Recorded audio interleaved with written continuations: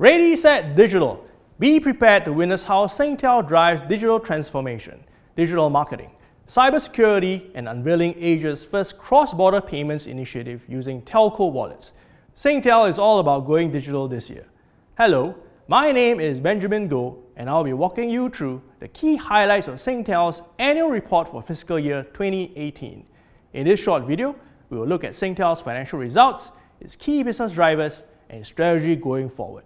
Hopefully, this will give you an idea of how Singtel performed this year and provide you with some questions that you may want to ask Singtel's management in the upcoming annual general meeting. Let's start with Singtel's strategy. As you may know, Singtel embarked on its digital transformation from a traditional telco to a global communications technology company 6 years ago. There are a few main parts to Singtel's strategy. Firstly, let's talk about its traditional business. Singtel is reshaping the way it sells and serves today's digital customer. It has brought a series of new and differentiated digital services to market. These services weren't something you would associate with a telco in the past, such as video, music, payments, and news. Singtel has also digitalized the way it interacts with customers, with more than half of its customer care transactions and more than 20% of sales now via self-service platforms. It is also launching new services to support customers' growing demand for data, such as its unlimited data and talk time plans, as well as data-free streaming. This is underpinned by continuous efforts to strengthen its networks and capabilities. It rolled out an 800 megabit per second mobile data service at selected outdoor locations in Singapore. In Australia, it took the top spot for network after relentless efforts and investments. Data, content, and strong networks are important moves, particularly as Chairman Simon Israel puts it. Singtel is now entering an era of heightened competition with the entry of mobile operators across a number of its markets: Singapore, Australia, and possibly the Philippines, while India already saw an aggressive new player. Singtel is investing in digital businesses such as cybersecurity, cloud, smart nation, digital marketing, and over-the-top video. These businesses are fast-growing and highly scalable, whereas unique telco assets places it at a distinct advantage. It made significant acquisitions and struck up a number of partnerships to ensure it has the technology, platforms, and services to be successful in these areas. The results, its ICT and digital businesses now contribute almost 25% of Singtel's revenue. More than $1 billion comes from digital marketing revenues, and Amobi, its digital marketing arm, turned EBITDA positive for the first time. Cybersecurity contributes about $530 million in revenues. I think it's probably safe to say that Singtel is executing its digital strategy, and it'll be very interesting to see how these new businesses makes a difference as traditional businesses come under pressure.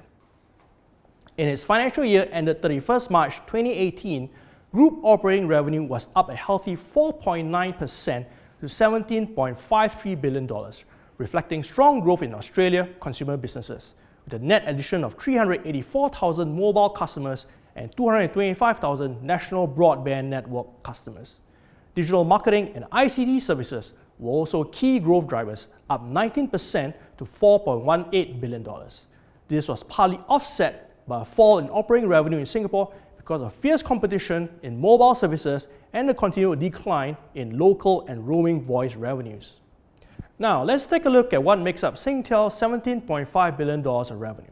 Singtel's revenue was largely driven by its core mobile communications and data and internet businesses, which made up 54% of the total. We have sale of equipment and others making up a further 23%.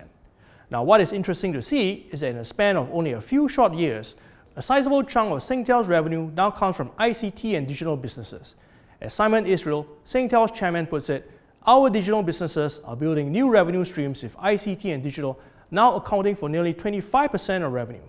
Smart cities, cloud, digital marketing, and cybersecurity lead the growth. This is up from 14% of revenue a mere 5 years ago.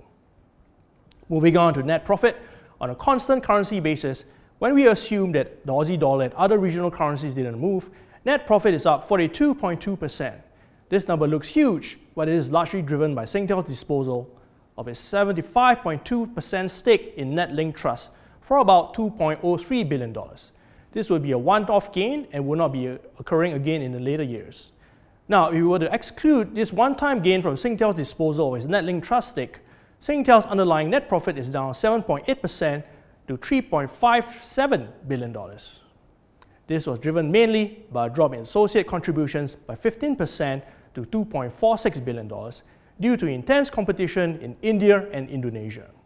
Cost of sales rose $655 million due to Singtel's expansion in digital services, equipment sales, and ICT.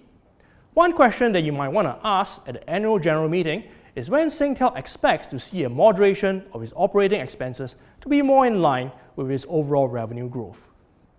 Looking at underlying net profit contribution by geography, we can see that Singapore contributes less than 30% of total underlying net profit, with the majority of Singtel's underlying net profit being generated from its wholly owned subsidiary in Australia, Optus, and regional associates such as Airtel, AIS, Telkomsel, and Globe.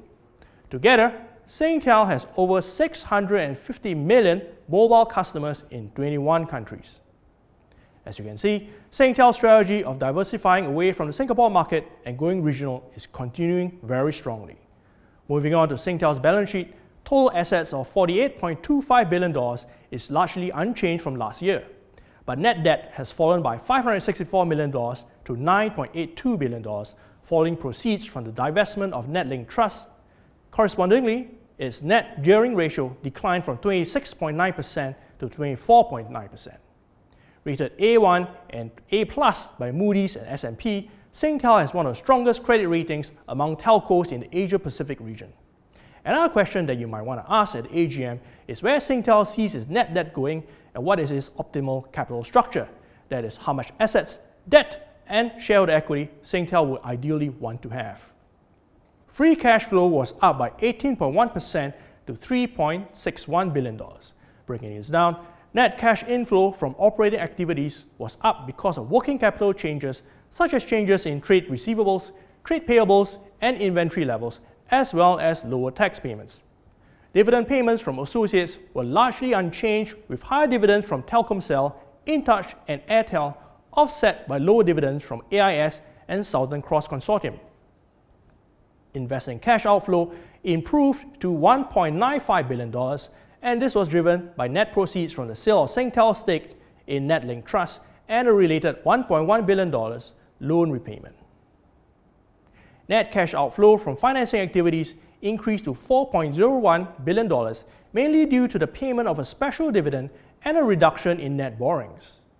In fiscal year 2017, it also benefited from $1.6 billion of proceeds from the issue of shares, which was used to pay for additional stakes in Airtel and acquiring shares in InTouch Thailand. Singtel expects total ordinary dividend for fiscal year 2018 to be 17.5%. This is comparable to last year and is equivalent to 81% of its underlying net profit. At 81%, the dividend is above the guided payout ratio of 60 to 75% of underlying net profit. On top of that, there was a special dividend of 3 cents from the disposal of Singtel's stake in NetLink Trust. This brings the total full-year dividend to 20.5 cents. It's worthwhile noting that this special dividend of 3 cents is a one-off and will not be recurring again in the next year.